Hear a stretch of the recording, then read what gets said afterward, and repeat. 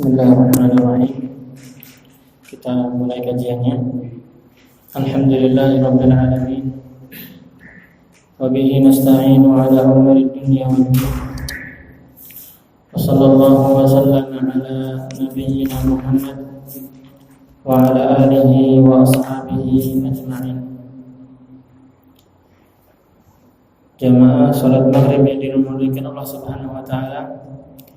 Kita kembali dengan pertolongan Allah Subhanahu wa taala untuk menghadiri kajian ini dalam rangka menambah ilmu pengetahuan kita berkaitan dengan agama yang kita cintai ini, agama yang sangat sempurna, yang sangat menyeluruh, yang satu-satunya agama yang diterima di sisi Allah Subhanahu wa taala. Hadirin salat maghrib yang dimuliakan Allah Subhanahu wa taala. Dalam kesempatan yang telah lalu kita alhamdulillah telah membahas tentang hak pemimpin, ya. Bagaimana seorang rakyat mentaati pemerintahnya ataupun atasannya, ataupun kalau di kita seperti seorang rakyat mentaati presiden ataupun gubernur ataupun RT RW yang dalam hal yang lingkup yang lebih kecil lagi. Selama dia adalah seorang muslim yang diamanahkan untuk menjalankan atau mengatur segala urusan kaum muslimin, maka kita wajib untuk mentaatinya dan mendengar ucapannya. Adapun kalau ada kesalahan, maka seorang rakyat hendaknya menasihati dengan cara yang baik, yaitu menasihati dengan cara mendatanginya langsung, ataupun dia bisa meminta tolong kepada orang dekatnya. Menasihati dengan cara yang sopan, dengan penuh kelembutan, sehingga diharapkan nasihat itu ataupun masukan itu bisa diterima oleh penguasa kita ataupun pemerintah kita. Adapun nasihat dengan cara berkoar-koar di jalanan ataupun berteriak-teriak di mimbar, maka ini tidak diperkenankan dalam syariat Islam. Karena itu Nabi SAW dalam hadis yang telah kita sampaikan pada kesempatan yang lalu, beliau bersabda, barang siapa yang memiliki nasihat, ingin menasihati pemerintah, maka janganlah dia menasihatinya secara terang-terangan, dihayal ramai. Namun hendaklah dia mengambil tangannya, kemudian berdua saja. Kemudian setelah itu dinasihati. Kalau pemerintah tadi atau pemimpin tadi atau atasan tadi itu menerima nasihat kita, maka itulah yang kita harapkan. Namun kalau dia tidak menerimanya, maka kita sudah berlepas diri, karena kita sudah menasihati, dia tidak menerima. Kemudian kita juga membahas tentang bagaimana kewajiban seorang pemerintah atau pemimpin yang dalam melaksanakan hak rakyatnya. Itu seorang pemerintah atau pemimpin ataupun jabatan pejabat, mereka harus amanah dalam menjalankan tugasnya, sehingga rakyat pun terurus dan menjadi baik, segala kemaslahatannya terpenuhi, segala kebutuhannya terpenuhi. Sehingga ini menunjukkan kepada kita akan luasnya syariat Islam dan indahnya Islam. Bagaimana Islam itu mengatur segala aspek kehidupan kita. Hatta dalam tata negara pun Islam mengaturnya. Bagaimana hukum-hukumnya, undang-undangannya diatur oleh Islam. Dan ini sangat indah sekali. Dan bagaimana rakyat bersikap kepada pemerintahnya, pemerintah juga bagaimana dalam menjalankan amanahnya, ini sangat indah. Dan dalam kesempatan kali ini Syekh Muhammad bin Shalih Al-Utsaimin di dalam buku ini beliau menjelaskan tentang hak tetangga, dan ini lingkupnya lebih kecil daripada pemerintah, ya. Cuman ini sangat penting sekali. Dan ini menunjukkan Islam ini mengatur bagaimana tatanan hidup bermasyarakat. Kita akan membaca kitab ini. Pertama, Syekh Muhammad bin Shalih Al-Utsaimin beliau menerangkan siapa sebenarnya tetangga. Siapa yang dimaksud dengan tetangga? Beliau mengatakan al-jaru al-qaribu minka fil manzil. Yang namanya tetangga itu adalah orang yang tinggal dekat di rumahmu. Kita punya rumah di sini, ada tetangga di situ, makanya itu namanya tetangga. Dan di sini Indonesia sudah Mafhum insyaallah. Kemudian tetangga itu mempunyai hak yang sangat besar yang harus kita laksanakan. Fa in kana qariban minka fin nasab. Nah, kemudian Syekh menjelaskan, tetangga itu ada beberapa macam. Ada yang sekedar tetangga saja, ada yang tetangga dan itu juga saudara kita, kerabat kita. Ada yang tetangga dia muslim, ada yang tetangga dia kafir atau non muslim, entah yang Kristen, Katolik ataupun Hindu yang sebagainya. Saya akan menjelaskan. Ini hak tetangga ini sangat besar. Kemudian fa in kana qariban minka fin nasab wa huwa muslimun falahu thalathatu huquq. Kalau ada tetangga dia kerabat kita juga, masih saudara sama kita, dan dia seorang muslim, maka dia mempunyai berapa hak? Tiga hak. Pertama, hak tetangga, hak sebagai tetangga. Yang kedua, bahwa dia adalah kerabat kita. Yang ketiga adalah dia adalah seorang muslim, maka dia mempunyai hak yang sangat besar yang harus kita tunaikan. Adapun wa in kana musliman, apabila tetangga itu seorang muslim, walaysa biqarib, namun dia tidak senasab, tidak kerabat kita, orang jauh, falahu haqqan, maka dia mempunyai dua hak. Pertama adalah hak dia sebagai tetangga dan dia hak sebagai seorang muslim. Kemudian wa inka wa kadzalika, di situ terjemahnya kurang ya. Di paragraf kedua terjemahnya kurang. Kemudian wa kadzalika, dan begitu juga in kana qariban, jika dia tetangga itu adalah kerabat kita, masih saudara dengan kita. Walaysa bi muslim, namun dia bukan seorang muslim, karena dia Katolik, Nasrani atau lain sebagainya. Falahu haqqan, maka dia tetap mempunyai dua hak yang harus kita laksanakan, yaitu hak sebagai tetangga dan hak sebagai kerabat. Dan macam yang terakhir adalah wa in kana ba'idan ghaira muslim, dan kalau seandainya dia itu orang yang jauh, bukan kerabat kita dan bukan seorang muslim, maka dia hanya mempunyai satu hak, yaitu hak tetangga. Apa itu hak tetangga? Bagaimana Islam mengaturnya? Maka kita akan membaca firman Allah Subhanahu wa taala di dalam surat An-Nisa ayat 36. Di sini Allah Subhanahu wa taala memerintahkan kita, ini potongan ayat ya. Sebelumnya Allah memerintahkan kita untuk beribadah hanya kepada Allah saja, menyembah Allah saja dan tidak berbuat syirik. Setelah itu Allah memerintahkan untuk berbuat baik kepada orang tua, kemudian baru pada kerabat, dan kerabat kemudian pada hak ke berapa ya? Hak ke sekian ya, hak kerabat. Sudah kita bahas apa itu hak-haknya, bagaimana kita berbuat baik kepada kerabat. Wal yatama, dan kita diperintahkan untuk berbuat baik kepada anak yatim. Wal masakin, dan kepada orang-orang miskin. Kita berikan hak-hak mereka, kita berbuat baik kepada mereka, kita santuni dan lain sebagainya. Wal jari dzil qurba, dan tetangga yang dzil qurba. Di sini tetangga yang mempunyai kerabat yang dekat dengan kita dalam nasabnya, jadi tetangga dan dia juga kerabat, masih saudara dengan kita. Diperintahkan untuk berbuat baik kepada mereka. Wal jari dzil junub, dan juga tetangga yang jauh. Tetangga jauh, bukan kerabat kita tapi tetangga saja, maka dia juga harus kita berbuat baik kepadanya. Ini perintah Allah Subhanahu wa taala kepada kaum muslimin untuk melaksanakan hal ini, itu berbuat baik kepada tetangga. Wa qala an-nabiy sallallahu alaihi wasallam, dan dalam hadis Nabi sallallahu alaihi wasallam bersabda, "Ma zala Jibrilu yusini bil jar hatta dhanantu annahu sayuwarrithu." Malaikat Jibril selalu mewasiatkan kepadaku tentang tetangga, yakni malaikat Jibril selalu menasihati Nabi sallallahu alaihi wasallam untuk berbuat baik kepada tetangga. Tolong tetanggamu jaga, tetanggamu diperbuat baik, berbuat baik kepada dia. Sampai Nabi sallallahu alaihi wasallam menyangka bahwasanya tetangga itu akan mendapatkan hak waris, karena saking seringnya malaikat Jibril menasihati Nabi sallallahu alaihi wasallam untuk berbuat baik kepada tetangga. Ini menunjukkan tingginya derajat amal saleh ini, yaitu berbuat baik kepada tetangga kita. Hadis ini muttafaqun alaih, yaitu diriwayatkan oleh Imam Bukhari dan Muslim, yang jelas sahihnya, yang betul-betul memang ini perkataan Nabi sallallahu alaihi wasallam. Kemudian apa itu hak tetangga yang harus kita laksanakan? Yaitu an yuhsina ilaihi, hendaknya seorang muslim berbuat baik kepada tetangganya. Bimastata'a minal mali wal jahi wan naf, dengan segala yang ia mampu, baik dengan harta, kehormatan ataupun manfaat.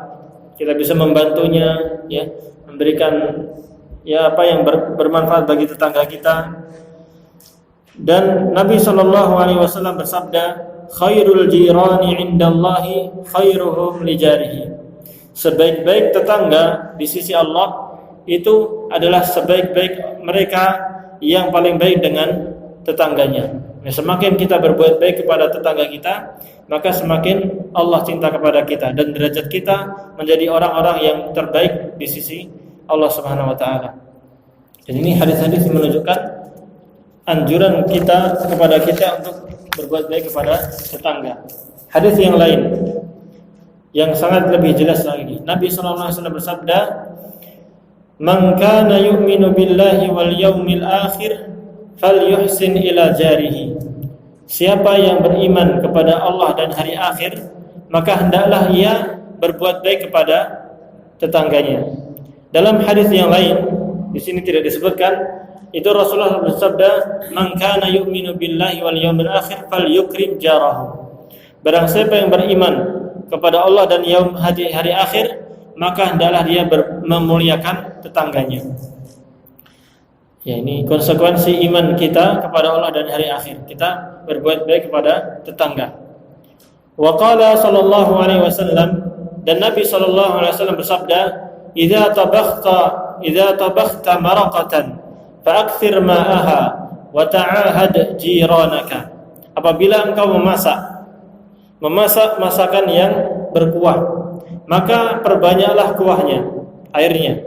Wa ta'ahad jiranaka, dan bagilah kepada tetanggamu. Ini disunahkan. Jadi kita berbagi masakan, ya, saling memberi hadiah, ini sangat baik, ya. Kita biasakan kepada tetangga kita untuk berbuat baik kepada tetangga. Kita biasakan kita sendiri untuk berbuat baik kepada tetangga kita. Di antaranya adalah memberikan ya hadiah. Dan ini hadis riwayat Muslim. Ya, yang jelas sahihnya, ya.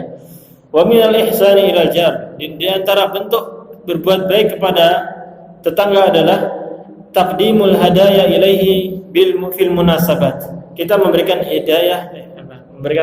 hadiah kepada tetangga kita di momen-momen tertentu, peristiwa-peristiwa tertentu, dan di segala waktu juga bisa. Fa innal hadiyata tajlibul mawaddah wa tuzilul adawah. Karena fungsi hadiah itu, di antara manfaat kita memberikan hadiah kepada orang itu bisa membuat seseorang cinta kepada kita, sayang, hubungan kita menjadi baik, dan juga menghilangkan permusuhan. Seandainya ada cekcok di antara tetangga, maka memberikan hadiah itu adalah solusi agar mereka menjadi orang yang baik dan menjadi hilanglah permusuhan itu. Nah, ini sangat baik sekali. Dan bahkan Nabi sallallahu alaihi wasallam bersabda, tahadu tahabu. Saling memberi hadiahlah kalian, maka kalian akan saling mencintai. Nah, ini solusi bagaimana kita mengeratkan hubungan masyarakat satu dengan yang lainnya. Islam mengatur hal ini agar masyarakat muslim ini menjadi masyarakat yang kuat, saling gotong royong dan saling bahu membahu. Bagaimana Islam mengajarkan persatuan di antara kaum muslimin. Bahkan nanti pun kita akan membahas bagaimana meskipun dia tetangga ini adalah orang yang kafir, orang Nasrani, orang Katolik, Yahudi, ataupun dia penyembah matahari, penyembah yang lainnya, dia non muslim, tapi kita tetap berbuat baik kepada tetangga. Selama dia tetangga kita, kita tetap berbuat baik. Ini bagaimana indahnya Islam. Bahwa Islam itu bukan agama yang sebagaimana dituduhkan, agama yang keras, ekstrim, enggak. Islam itu agama yang indah. Islam bukan agamanya teroris yang kerjaannya mengancam orang-orang atau ingin membunuh orang, enggak, sama sekali. Bahkan Islam adalah agama yang rahmat. Bahkan Rasulullah SAW diutus untuk sebagai rahmat, sebagai kasih sayang bagi alam semesta. Allah berfirman, "Wa ma arsalnaka illa rahmatan lil alamin." Dan kami tidak mengutus kamu wahai Nabi Muhammad kecuali sebagai rahmat bagi alam semesta. Di antara rahmatnya ajarannya ini, ajaran yang sangat indah. Bagaimana seorang muslim memuliakan tetangganya, baik tetangga itu muslim ataupun tetangga itu kafir. Baik tetangga itu baik ataupun jelek, kita tetap berbuat baik kepada mereka. Oke, kemudian kita lanjutkan. Di antara hak tetangga yang harus dilaksanakan oleh kita adalah an yakuffa anhu al-adha al-qawli wal fi'li. Hendaknya kita menahan perkataan kita dan perbuatan kita yang menyakiti tetangganya. Maka kita jaga perbuatan kita ataupun lidah kita dari mengatakan atau melakukan perbuatan-perbuatan yang bisa menyakiti hati tetangga kita. Ini sangat indah sekali.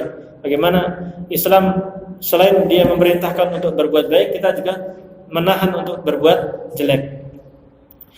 Hadisnya Rasulullah SAW bersabda, "Wallahi la yu'min, wallahi la yu'min, wallahi la yu'min." Rasulullah bersabda, demi Allah tidak akan beriman, tidak beriman, tidak beriman. Subhanallah. Ada orang yang dikatakan tidak beriman. Siapa itu? Maka para sahabat pun tanya, siapa ya Rasulullah? Man ya Rasulullah? Siapa ya Rasulullah? Kok bisa enggak beriman? Maksudnya gimana? Menapa Nabi sallallahu alaihi wasallam bersabda, "Allazi la ya'manu jaruhu bawa'iqahu." Yaitu orang yang tetangganya tidak aman dari gangguannya. Jadi orang yang tetangganya tidak beriman, tidak aman dari gangguannya. Dalam riwayat lain, ini juga terjemahnya kurang ini sebenarnya. Dalam riwayat yang lain, Nabi sallallahu alaihi wasallam bersabda, "La yadkhulul jannah man la ya'manu jaruhu bawa'iqahu." Tidak akan masuk surga seorang yang tetangganya tidak selamat dari gangguannya. Artinya kalau ada seseorang yang dia senantiasa menjelek-jelekan tetangganya, mengganggu tetangganya baik dengan perkataan atau perbuatan, dia diancam sama Nabi sallallahu alaihi wasallam untuk tidak masuk surga. Ini ancaman, ya. Ini menunjukkan bahwasanya dosa besar. Dosa besar. Mengganggu tetangga itu dosa besar. Faman la ya'manu jaruhu wa syarruhu falaysa bimumin. Faman la ya'manu jaruhu syarruhu falaysa bimumin wa la yadkhulul jannah. Maka siapapun yang tetangganya tidak aman dari kejelekannya, maka dia bukanlah seorang mukmin dan tidak akan masuk surga. Ini ancaman. Jadi ancaman sifatnya ancaman. Namun apakah kemudian orang yang menjadi kafir? Tidak. Jadi hadis-hadis seperti ini tidak menunjukkan bahwa orang yang tidak memuliakan tetangganya dia kemudian kafir, tidak. Rasulullah kan bersabda la yu'min, tidak beriman. Maksudnya tidak sempurna imannya. Ya, ini dijelaskan sama ulama, kalau hadis yang seperti ini maksudnya bukan kemudian orang itu kemudian tidak tidak mukmin kemudian masuk keluar Islam, dari Islam, enggak. Tapi menunjukkan bahwasanya imannya ini masih kurang.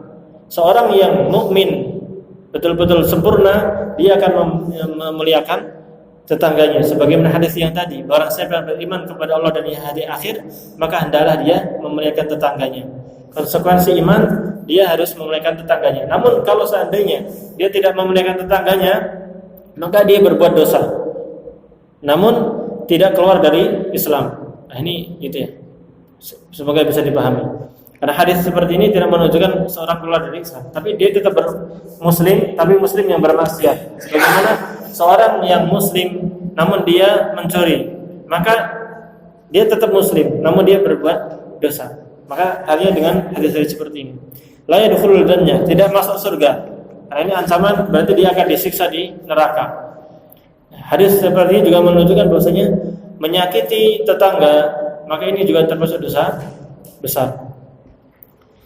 Namun orang yang berbuat dosa besar selama dia tidak berbuat syirik, kemudian dia meninggal belum sempat taubat, maka itu berada dalam kekuasaan Allah, kehendak Allah. Kalau di akhirat nanti Allah berkehendak untuk menyiksa, maka dia akan disiksa. Kalau Allah berkehendak untuk mengampuni, maka dia akan diampuni. Namun seseorang yang meninggal dalam keadaan berbuat syirik yang besar sampai dia meninggal dan tidak taubat, maka Allah tidak akan mengampuni. Oleh karena itu dalam surat An-Nisa Allah berfirman, "Innallaha la yaghfiru an yushraka bihi wa yaghfiru ma duna dzalika liman yasha." Sesungguhnya Allah tidak akan mengampuni dosa orang yang berbuat syirik kepada Allah. Namun Allah mengampuni dosa selainnya. Dosa besar yang lainnya Allah akan ampuni. Namun liman yasha, bagi orang yang ia kehendaki. Maka orang yang berbuat dosa besar kemudian tidak bertaubat, maka dia terancam masuk neraka. Perkara masuk nerakanya atau enggaknya itu atas kehendak Allah Subhanahu wa taala. Kalau Allah berkehendak, Allah akan ampuni. Kalau Allah ingin menyiksanya, maka dia akan disiksa dulu. Maka ini konsekuensi kita berbuat dosa. Maka seandainya kita bertobat, maka itu lebih baik, memperbaiki diri kita sebelum kita meninggal. Kemudian pada akhirnya saya mengatakan tentang fenomena beberapa masyarakat yang mereka tidak memperhatikan masalah tetangga. Mereka seolah cuek dengan tetangganya dan masa bodoh dan tidak memperhatikan kecuali dirinya sendiri. Saya mengatakan wa katsirun minan nas al'an la yahtammuna bihaqqil jiran. Pada zaman sekarang ini banyak orang yang tidak memperhatikan hak tetangganya. Wala ya'manu jiranuhum min syururihim, dan tetangganya pun tidak terlepas dari kejahatannya. Fanarahum da'iman fi niza'in ma'ahum wa shiqaq, dan kita bisa menyaksikan mereka senantiasa cekcok, ya, bertengkar dengan tetangganya. Wa'tida'in 'alal huquq, dan mereka tidak memperhatikan atau mereka melecehkan hak-hak tetangga.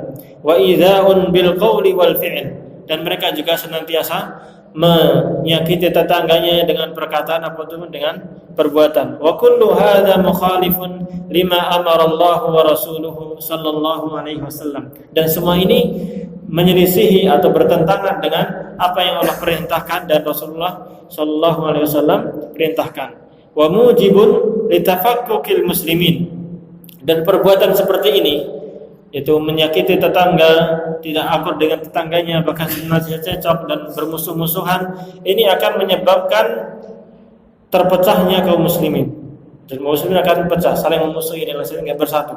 Wa taba'udu qulubihim, dan hati mereka juga akan jauh. Wa isqatu ba'dihim hurmat ba'd, dan mereka pun akan menjatuhkan kehormatan saudaranya yang lain. Nah, ini efek-efek yang ditimbulkan kalau seseorang muslim tidak memperhatikan hak-hak tetangganya. Dia akan menyelisihi Allah dan Rasulnya, dan ini dosa besar, dan ini dosa. Wa mujibun litafakkuk, dan akan menyebabkan perpecahnya kaum muslimin. Kaum muslimin satu sama lain akan saling membenci, hati mereka saling berjauhan, kemudian satu yang lain menjatuhkan kehormatan yang lain. Nah, ini hal-hal yang tidak diinginkan sama Allah dan Rasulnya. Maka Islam mengajarkan kaum muslimin untuk berbuat baik kepada tetangga, sehingga terjalinnya hubungan yang sangat indah. Dan buku ini artikel ini, buku yang kita bahas pada malam ini sangat sedikit, ya. Kita tambahkan di tafsir Ibnu Katsir untuk menambah wawasan. Ibnu Katsir berkaitan dengan ayat yang kita bahas tadi. Ayat memerintahkan untuk berbuat baik kepada tetangga. Allah Subhanahu wa taala berfirman, "Wal jari dzil qurba wal jaril junub." Hendaklah kalian berbuat baik kepada tetangga dekat dan tetangga yang jauh. Ali bin Talhah mengatakan, yaitu orang yang di antara kamu dan dia memiliki hubungan kerabat. Dzil qurba tadi. Jadi tetangga itu ada yang mempunyai hubungan kerabat kita, masih saudara, maka hubungannya kita, maka berbuat baiknya kita lebih ditekankan lagi, lebih besar lagi kewajiban kita untuk berbuat baik kepada tetangga tersebut. Kemudian di sini dijelaskan tentang hadis-hadis yang menjelaskan tentang keutamaan atau anjuran untuk berbuat baik kepada tetangga. Hadis yang pertama yaitu Rasulullah SAW bersabda, la yasba'ur rajulu duna jarihi. Janganlah seseorang kenyang tanpa memperhatikan tetangganya. Ini adabnya. Baiknya kita kenyang, kita punya makanan, tetangga kita juga punya makanan. Artinya kita diperintahkan untuk memperhatikan tetangga kita. Apakah tetangga kita sudah makan atau belum? Nah, ini sangat subhanallah, indah, ya. Rasulullah mengajarkan seperti itu. Jangan sampai kita kenyang, tetangga kita lapar. Subhanallah, ini sangat indah. Kalau dipraktekkan, insyaallah makmur negara ini. Ya, masyarakat akan baik. Subhanallah. Ini anjuran dari Nabi SAW untuk hendaknya kita memperhatikan tetangga. Hatta dalam masalah makanan, ekonominya kita perhatikan. Kalau kita ada kemampuan kelebihan, kita beri kepada tetangga kita. Apalagi kalau tetangga kita merupakan saudara kita sendiri atau dia seorang muslim. Hadis yang kedua, Rasulullah SAW bersabda, diriwayatkan oleh Imam Ahmad dari Miqdad bin Aswad. Rasulullah SAW bersabda, "Ma taquluna fi zina?" apa yang kalian katakan tentang zina? Ya, bagaimana pendapat kalian tentang zina? Berzina itu gimana menurut kalian? Qalu, para sahabat berkata, haramun haramahullah wa rasuluh. Wahai Rasulullah, zina itu haram, diharamkan oleh Rasulullah dan Allah dan Rasulnya. Bahwa haramun ila yaumil qiyamah. Kata para sahabat, itu haram sampai hari kiamat. Ini menunjukkan jeleknya zina. Zina itu haram dan Allah mengharamkannya dan Rasulullah juga mengharamkannya. Maka Rasulullah SAW bersabda, la an yazni ar-rajulu bi 'ashri niswatin aisaru 'alaihi min an yazniya bi halilati jari.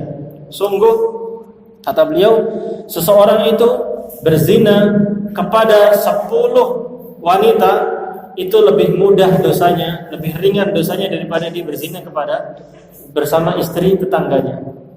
Ini menunjukkan apa? Kalau kita menyakiti tetangga atau menjatuhkan kehormatan tetangga, mengkhianati tetangga, ini dosanya besar. Maka Rasul mengatakan kalau zina itu dosanya besar.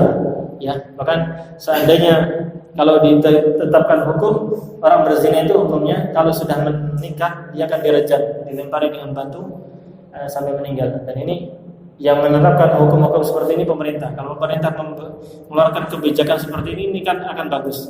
Sehingga tidak ada pacaran, tidak ada LGBT apalagi, nggak ada. Insya Allah bersih. Negara ini kan bersih. Kalau pemerintah mau menerapkan. Kalau sudah menikah kemudian berzina, maka dia dosanya dirajam di dunia. Adapun di akhirat sangat besar sekali dosanya. Bahkan ancamannya sangat besar. Dia masuk di neraka, kemudian ada neraka khusus bagi mereka. Hukumannya khusus. Nanti mungkin kita bahas kapan-kapan. Kemudian, namun kalau dia seorang yang masih lajang, belum nikah kemudian berzina, maka hukuman dalam Islam itu dijilid, dicambuk berapa? 100 kali. Kemudian setelah itu diasingkan ataupun dipenjara.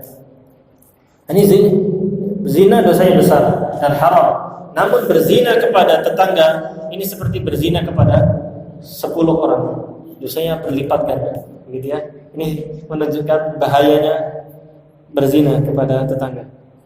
Dan kemudian Rasulullah bersabda, "Ma taquluna fi sariqah?" Apa yang kalian katakan tentang mencuri? Gimana hukumnya?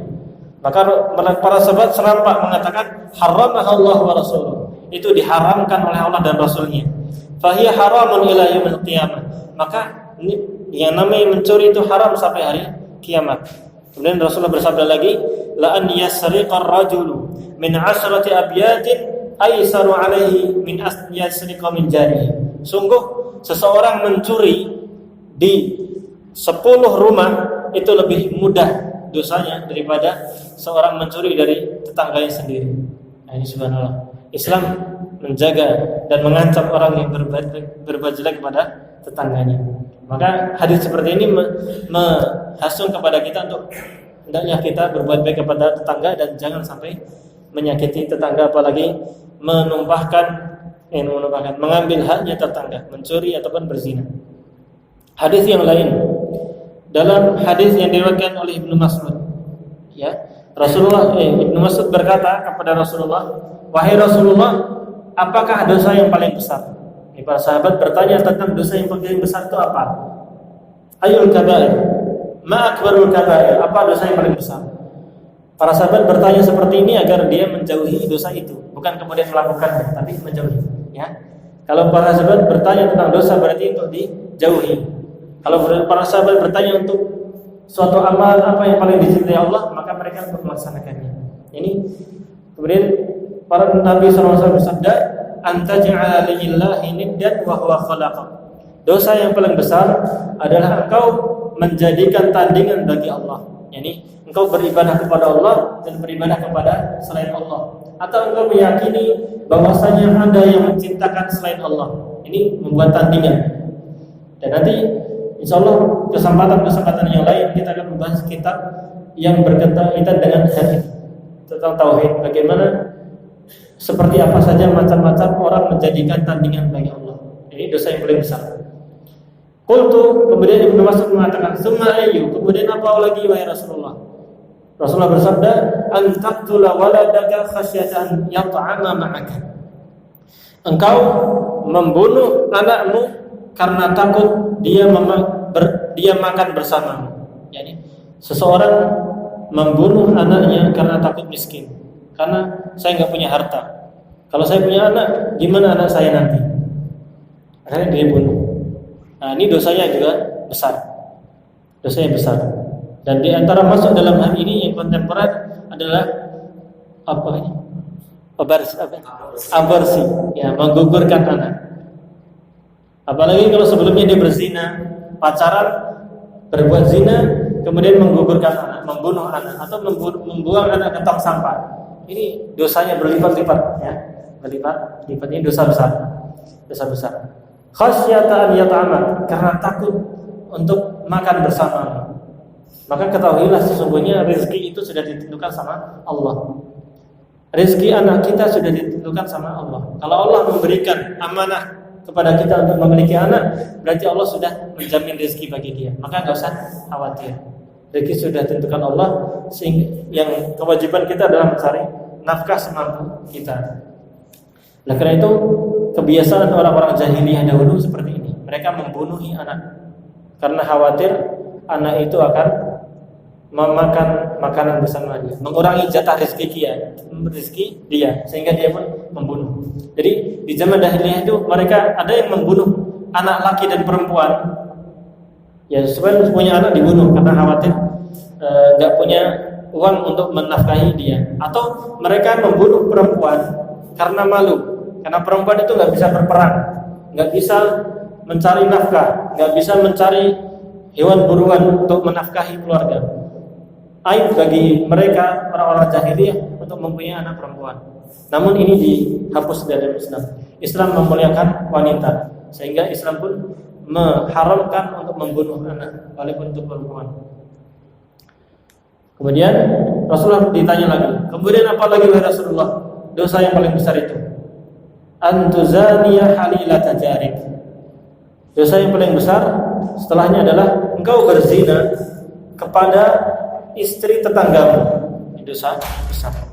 Dosa besar istri tetangga. Nah, karena itu hendaknya kita menjaga diri kita sendiri dari menzalimi tetangga kita. Kemudian hadis yang keempat. Hadis yang keempat. Imam Ahmad meriwayatkan dari Aisyah, dia bertanya radhiyallahu ta'ala anha kepada Rasulullah sallallahu alaihi wasallam, sesungguhnya aku memiliki dua orang tetangga. Manakah di antara keduanya yang paling berhak aku beri hadiah? Ini Aisyah adalah istri Rasulullah SAW. Dia ingin berbuat baik kepada tetangga, memberi hadiah. Sebagaimana tadi hadisnya ya, di antara perkataan Syekh Muhammad bin Shalih Al-Utsaimin, di antara hal yang bisa membuat kita saling mencintai, adanya keharmonisan dalam rumah tangga dan dalam bertetangga adalah apa? Saling memberikan hadiah. Sekarang siapa yang berhak, yang paling berhak untuk mendapatkan hadiah? Aisyah bertanya kepada Rasulullah. Maka beliau bersabda, ila aqrabiha minka baban, kepada orang yang pintunya paling dekat darimu. Kita lihat rumah kita, rumah paling dekat mana? Sampingnya, kanannya, kirinya, depannya. Nah, itu yang paling dikasih hadiah. Kalau misalnya harta kita nggak terlalu banyak, kita hanya cukup untuk 2 orang, ya dah pilih yang paling dekat.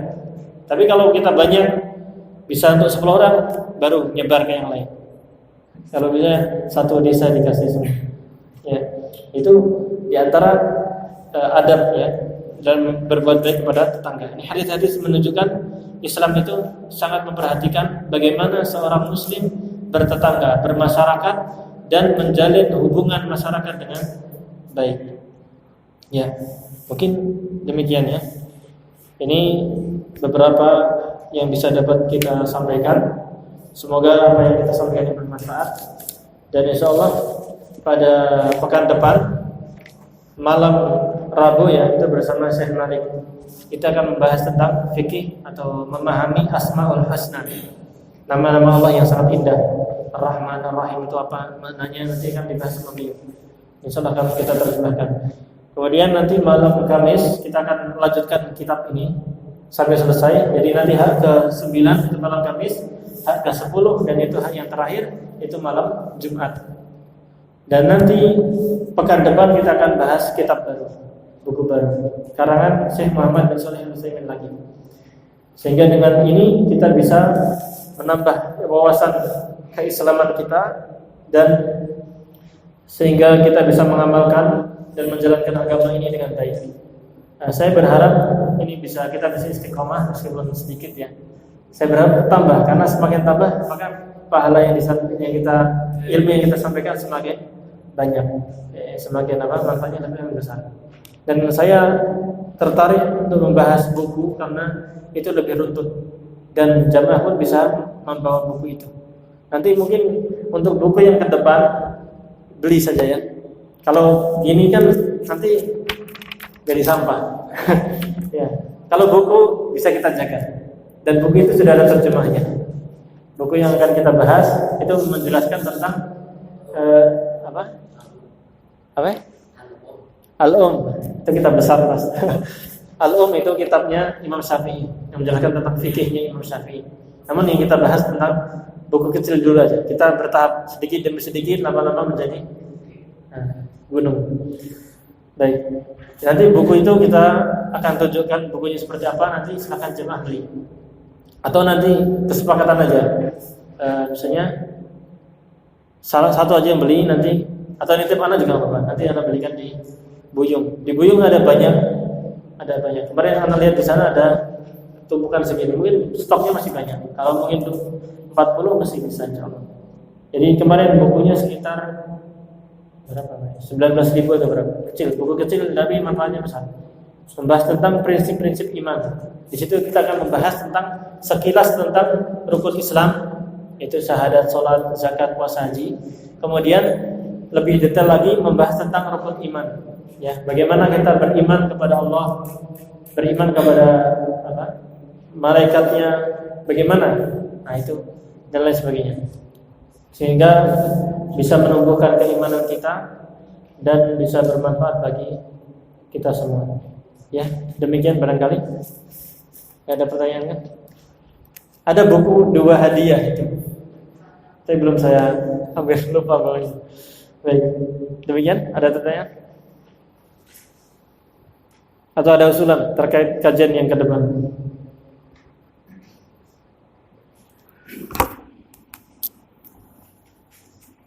Nggak ada?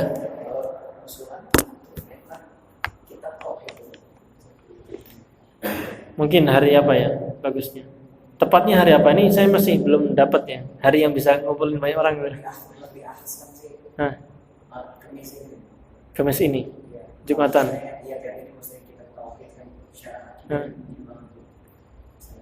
Itu tapi itu sebenarnya juga misalkan yang lain.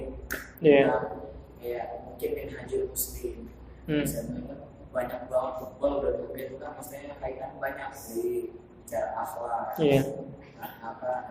Akidah segala macam semuanya sampai azan ini semua dibahas itu. Bebas gitu. Atau bisa juga fikih madhab jadi biar kita juga nggak taklid kita gitu. Bisa insyaallah. Kapan-kapan bertahap ya. Atau kita cari waktu dulu nanti. Sebenarnya saya pengen masih ada kosong ya. Masih ada kosong itu malam Sabtu, malam Ahad. Sebenarnya enak sebenarnya Pak ya. Cuman nggak tahu pada datang nggak. Bisa. Maksudnya lebih banyak bisa itu. Iya. Iya. Kalau saya sendiri kosong. Selama tidak ada tugas dari kuliah atau nggak ada ujian, saya insya Allah bisa. Ada rencana sebenarnya saya pengen tahsin. Kita jadi buat halaqah, kemudian saya baca, ditirukan. Nanti kalau ada huruf-huruf yang perlu dibenahi nanti kita gimana? Sepakat insyaallah. Ada Pak, setuju? Ya. Jadi mungkin setiap hari ada. Malam Sabtu. Ya, insyaallah. Baik. Cukupkan sekian, kita tutup dan doa kepada majelis. Subhanakallahumma wa bihamdika asyhadu an la ilaha illa anta astaghfiruka wa atubu ilaik. Kurang lebihnya mohon maaf. Wassalamualaikum warahmatullahi wabarakatuh.